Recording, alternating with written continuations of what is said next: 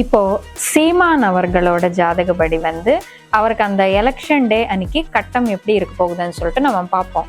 ராசிநாதரான சூரியன் வேற அவருக்கு 9ஆம் வீட்டுல உச்சகட்டமா இருக்கிறதுனால அவருக்கு கட்டம் படி கொஞ்சம் ஓரளவுக்கு நல்லா இருக்குது. இப்போ இந்த பூரம் நட்சத்திரத்துக்கு அந்த எலெக்ஷன் ரிசல்ட் டே இருக்கிற அனுஷம் நட்சத்திரத்துக்கு ஒத்து வருமானா ஒத்து வராது. எதுக்குன்னா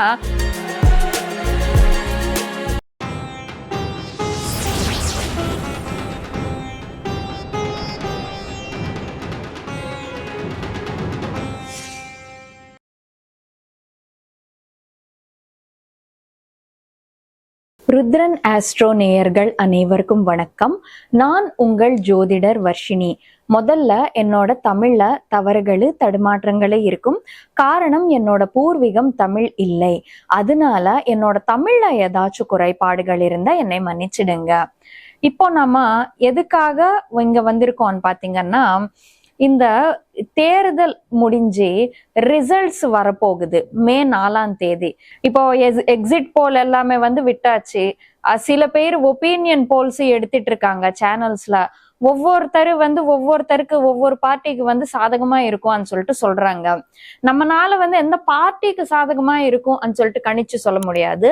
ஆனா இந்த ரிசல்ட்ஸ் டே அன்னைக்கு யாரு இந்த முக்கிய 4 தலைவர்களுக்கு எப்படி இருக்க போகுது சொல்லிட்டு நம்மனால பார்க்க முடியும்.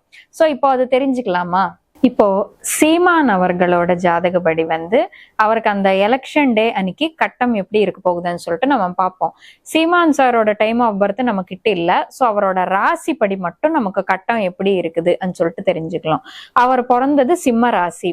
இந்த சிம்மத்துக்கு தொழிலிடம் 10ஆம் இடம் பாத்தீங்கன்னா ரிஷபம் ஆயிடும். ரிஷப ராசில தொழில் வீட்டதிபதியான சுக்கிரன் தொழில் வீட்டுல இருக்காங்க.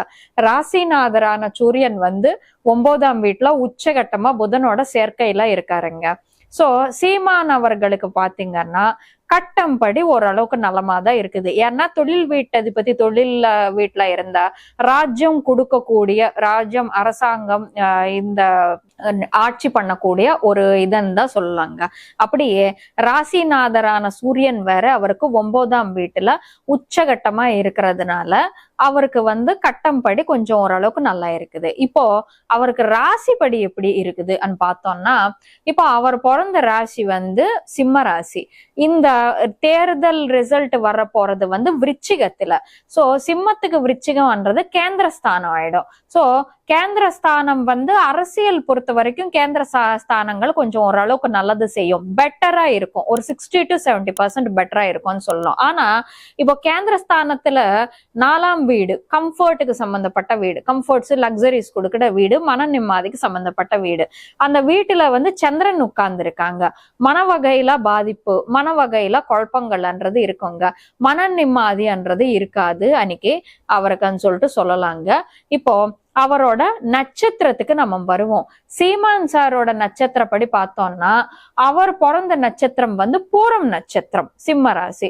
இப்போ இந்த பூரம் நட்சத்திரத்துக்கு அந்த எலெக்ஷன் ரிசல்ட் டே இருக்கிற அனுஷம் நட்சத்திரத்துக்கு ஒத்து வருமானா ஒத்து வராது. எதுக்குன்னா பூரம் நட்சத்திரத்துக்கு அனுஷம் நட்சத்திரம் என்றது 7ஆம் நட்சத்திரம். 7ஆம் நட்சத்திரம்னா நைதன தாரா, நைதன தாரா, நைதனா தனா பணம், நைதனா அண்ணா இல்லாதது, லாசஸ் ஸ்டார். சோ அது என்னன்னா திரும்பி தோத்து லாசஸ் ஸ்டார், தோத்து போற ஸ்டார். நைதன தாரானிக்கு ஒரு விஷயம் நம்ம ஸ்டார்ட் பண்ணோம்னு வச்சுக்கோங்க, அது வீணா போன முயற்சின்னு சொல்லுவாங்க. அப்படியே நமக்கு பணம் கட்டிட்டோம்னு வச்சுக்கோங்க, பணம் வேஸ்ட்ன்னு சொல்லிட்டு சொல்லுவாங்க. நைதன தாரானிக்கு வியாபாரம் ஆரம்பிச்சாலும் நல்லது கிடையாது, அப்படியே எது பண்ணாலுமே சரி அது வீணா போன முயற்சின்னு சொல்லுவாங்க. பண இழப்புக்கு சம்பந்தப்பட்ட ஸ்டார்ன்னு சொல்லிட்டு சொல்லலாங்க. சோ சீமான் அவர்களுக்கு நட்சத்திரப்படி அவருக்கு செட் ஆகாத ஒரு நட்சத்திரமா அமைஞ்சது. அப்படி அவர் இருக்கிற ராசிக்கு போலிங் இந்த கவுண்ட் டவுன் ஆரம்பிக்கிற லக்னம் ரிஷப லக்னம் எப்படி இருக்க போகுது பார்த்தோம்னா, அவர் பிறந்த ராசி பாத்தீங்கன்னா சிம்மம். சிம்மத்துக்கு இந்த ரிஷபம்ன்றது 10ஆம் இடமா அமையும்.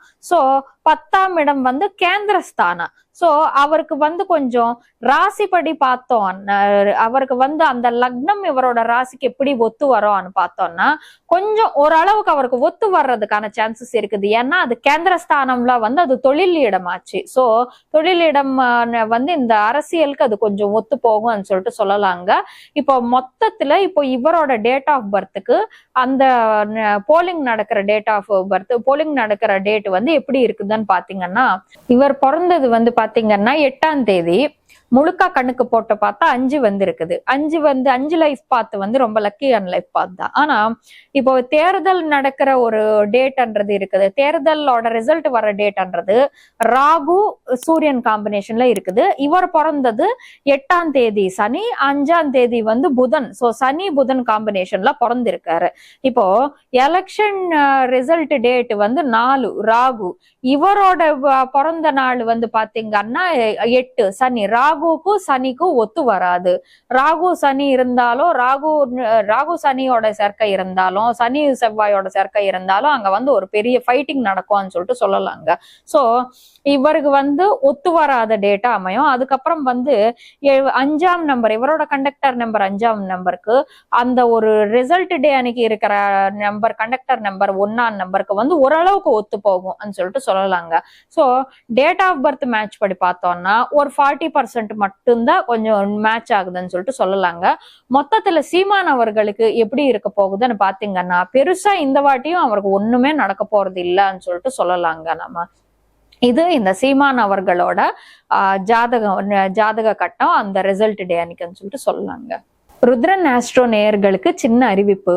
இந்த மாதிரியான ஜோதிட பலன்கள் தொடர்ந்து பார்க்க ருத்ரன் ஆஸ்ட்ரோ யூடியூப் சேனலுக்கு சப்ஸ்கிரைப் செய்யவும், பக்கத்துல இருக்கிற பெல் ஐகானை கிளிக் பண்ணிக்கிட்டா உங்களுக்கு நோட்டிபிகேஷன்ஸ் வரும்.